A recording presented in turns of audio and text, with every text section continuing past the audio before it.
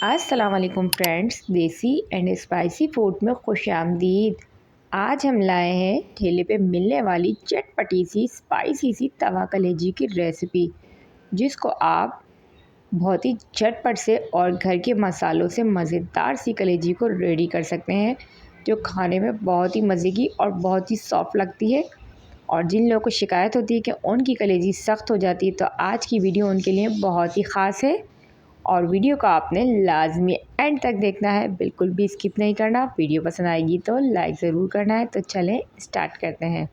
सबसे पहले तवे के अंदर हमने अच्छे से ऑयल को 1 कप ऑयल हमने इसमें शामिल कर दिया था। और आज की कलेजी हम तवे पे बना रहे हैं, क्योंकि तवा कलेजी है तो ये तवे पर ही बनेगी और बहुत ही स्पाइसी और भुनी हुई बनती है।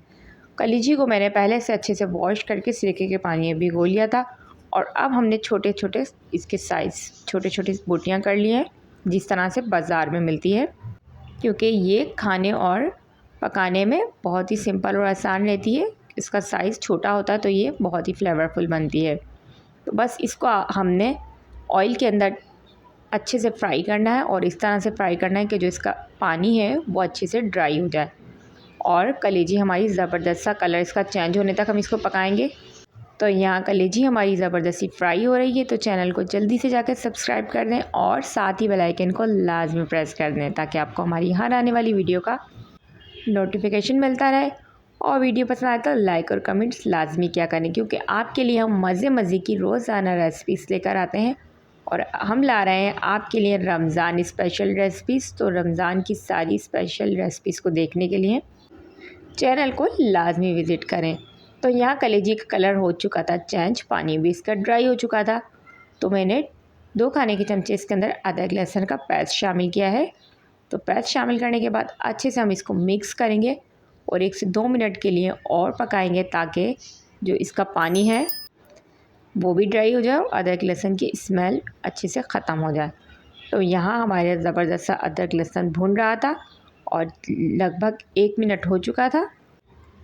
तो ये आप देख सकते हैं बहुत ही ज़बरदस्त बनती है। और अगर आप इसको चाहते हैं कि आप ये बहुत ही सॉफ्ट और जूसी बने, तो बस आपने इसको सबसे पहले इसी तरीके से फ्राई करना है, और इसके बिल्कुल भी हमने इस पर पानी ऐड नहीं करना होता है, और इसको हमने बहुत ज़्यादा भी कुक नहीं करना होता है। साथ ही स्पाइसी सेट करेंगे 1/2 टीस्पून कुटा हुआ ज़ीरा, 1 टीस्पून पिसा हुआ धनिया, 1/2 टीस्पून हम डालेंगे पिसा हुआ गरम मसाला, और 2 खाने के चमचे मैंने इसके अंदर डाली है कुटी हुई लाल मिर्च। तो इसमें हम कुटी हुई लाल मिर्च का इस्तेमाल करेंगे, पिसी हुई लाल मिर्च का इस्तेमाल नहीं करेंगे, क्योंकि जो बाहर आपको मिलती है ठेलों पे, उसके अंदर सिर्फ कुटी हुई मिर्चों का इस्तेमाल किया जाता है। तो अगर आपको पसंद हो तो आप डाल सकते हैं। यहाँ पर सारे स्पाइसेस हमने डाल दिए हैं, लेकिन नमक का इस्तेमाल हम अभी बिल्कुल भी नहीं करेंगे, क्योंकि नमक अगर हमने अभी डाल दिया तो हमारी कलेजी बहुत ज़्यादा सख्त हो जाएगी। तो जब भी आप कलेजी बनाएं तो इस बात का लाजमी ख्याल रखें कि कलेजी को हमेशा पकाने के फ़ौरन लास्ट में आपने नमक ऐड करना है। उससे आपकी कलेजी बहुत ही सॉफ्ट और बहुत ही जूसी बनती है। और आप यकीन करें कि आपकी कलेजी इतनी सॉफ्ट बनेगी कि खाने वालों को मज़ा ही आ जाएगा। तो यहाँ कलेजी को मैंने स्पाइसेस के साथ लगभग 2 से 3 मिनट के लिए और फ्राई कर लिया था। और अब मैं इसमें शामिल करूँगी दही। तो दही मैं इसमें लाजमी शामिल करती हूँ, उससे ये होता है कि मसाला हमारा बहुत ही मज़ेदार सा बनता है, और थोड़े से हमारा इसका ग्रेवी सी भी बन जाती है। तो आप चाहें तो शामिल करें और चाहें तो आप स्किप भी कर सकते हैं। तो मैंने यहाँ पर शामिल किया था 1/2 कप के करीब दही, और दही को शामिल करते के साथ ही हम अच्छे से करेंगे मिक्स, और जब तक ये पकाएंगे जब तक कि दही का पानी ड्राई नहीं हो जाता। तो जब भी दही शामिल करें हम, तो फ्लेम को बिल्कुल लो कर दिया करें, ताकि उससे ये होता है कि जो दही की बबल्स बनती हैं वो नहीं बनेगी। और बहुत ज़्यादा हाई फ्लेम में अगर आप दही शामिल करेंगे तो इसके अंदर वाइट वाइट बबल्स सी बन जाती हैं, वो फिर बिल्कुल भी ख़त्म नहीं होती हैं। तो जब भी आप किसी भी सालन में दही को शामिल करें, तो आप कोशिश करें कि फ्लेम को बिल्कुल स्लो कर दें।